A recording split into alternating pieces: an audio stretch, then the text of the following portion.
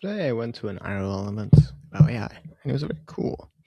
I realized that I wasn't using AI because of one single person, mostly because I had an experience where someone was getting very used to AI, and then they would use it more and more and more, and then they would basically use it as their consciousness to think. And when talking to this person over a long period of time, each time I talk to them, they seem to be getting dumber and dumber. So I was like, okay, I don't want to do that. And I've seen that kind of reinforced in some other places. But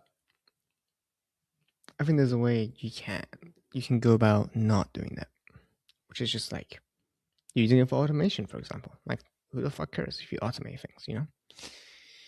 So when thinking about beliefs, I think it's useful to think about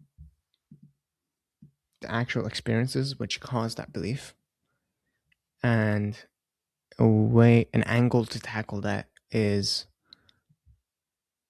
to just be very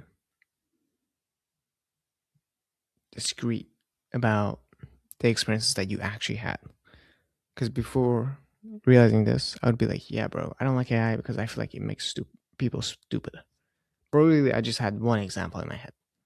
It's like being kind of black and white and